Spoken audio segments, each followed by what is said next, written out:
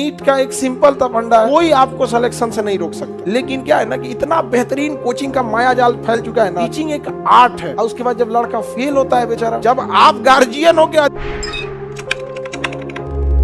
AIIMS में तो खैर बातें अलग, इंडिया लेवल की चीज हो जाती है। अच्छा, उसमें एम्स में ईमानदारी के एक रीजन भी है ना।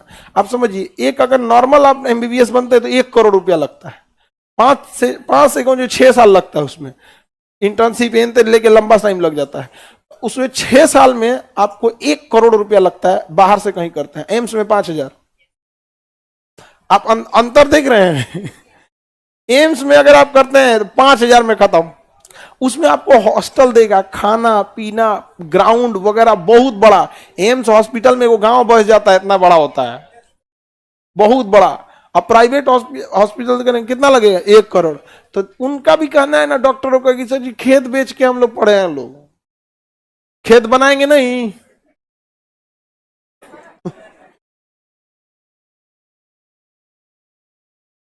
हाँ, तो नीट का एग्जाम दीजिएगा तभी ना एम्स कॉलेज मिलेगा। बढ़िया नंबर देना पड़ता है, बढ़िया नंबर लाएंगे वो भी। और नीट वगैरह में भी क्या है ना कि देखिए, नीट का एक सिंपल सा फंडा है, अगर आपकी एनसीईआरटी कंप्लीट है तो कोई आपको सिलेक्शन से नहीं रोक सकता है, अगर एनसीईआरटी कंप्लीट है तो। लेकिन क्या है ना कि इतना बेहतरीन कोचिंग का माया जाल फैल चुका है ना नीट में कि एडमिशन लेने जाइएगा तो हर एक कोचिंग वाला अपना एक नेक्सस बना के रख लिया है कि हमें बताना ही नहीं कि इसे कौन टीचर पढ़ाएगा। आप 2 लाख रुपया दे दीजिएगा, नीट में 1 लाख रुपया दीजिए, उनकी फीस सबसे ज्यादा है। समझ में आ गया? यूपीएससी वालों की तो हम खटिया खड़ा कर दिए यहाँ पे दिल्ली में। सब हमको ना ऐसा घुस जाता है ना कि आदमी आ गया यहाँ पे, एकरा तो नहीं चाहिए पैसा, हम लोग को कहे नहीं कमाने देता है ये आदमी, नहीं समझे? तो अब वो लोग नहीं बढ़ाता। अब कैसे फीस लिखता है दिल्ली में पता है? 1.5 लाख फीस, 70% ऑफ।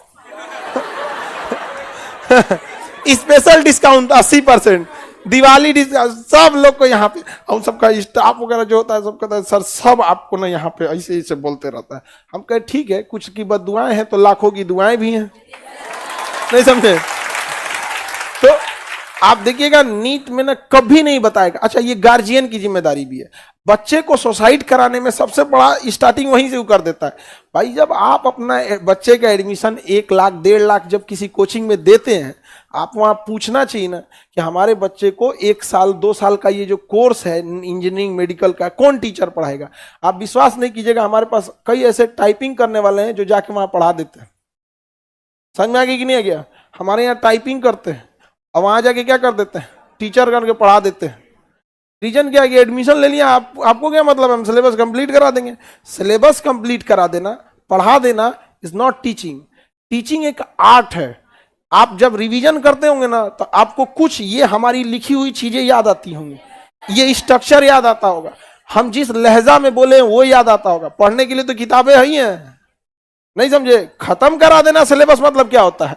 वो एक टीचर का काम होता है किस तरह से उसके दिमाग में उतार रहा है। यहाँ पर अब कहीं पे भी इस चीज को ध्यान से समझ, वहां बताता ही नहीं है। और उसके बाद जब लड़का फेल होता है बेचारा, या फिर वो उसका नंबर खराब आता है, डिप्रेशन में चला जाता है, तो गार्जियन उसको कहते हैं कि इतना पैसा लग गया, कर्जा लेके पढ़ाए थे। अरे काउंटरवा में जब पैसा देने गया तो मुंह में दही जमल था। हाँ, जब आप गार्जियन हो के अधिकार नहीं ले सके तो आपका बेटा इंटर में पढ़ रहा है, इंजीनियरिंग मेडिकल वाला, क्या अधिकार मांगेगा? वहां खड़ा होकर पूछना चाहिए। पूरा 2 साल का बताइए किस टीचर को पहले लगाएंगे या बाद में लगाएंगे, आप डिसाइड कीजिएगा। लेकिन आप तो बता दीजिएगा ना यहाँ पे। अब हम ही लोग यहाँ पे देखिए बीपीएससी क्लास ले रहे हैं, पता है ना आपको यही टीचर पढ़ाने वाले हैं आपको। अब वो हम लोग डिसाइड आगे करते हैं ना कि कब किन का क्लास लगेगा। कभी कोई आगे, कभी कोई पूछे। अब कभी मान के चले कोई सर हैं जो इलाहाबाद में क्लास ले रहे हैं, कभी कोई दिल्ली में, तो आगे पीछे होना वो अलग बात है, लेकिन पढ़ा कौन रहा है ये अलग बात है।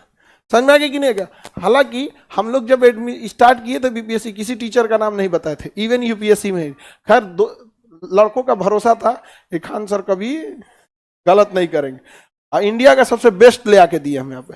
अब पता नहीं कहाँ सुतल रहता है सब नीट वाला।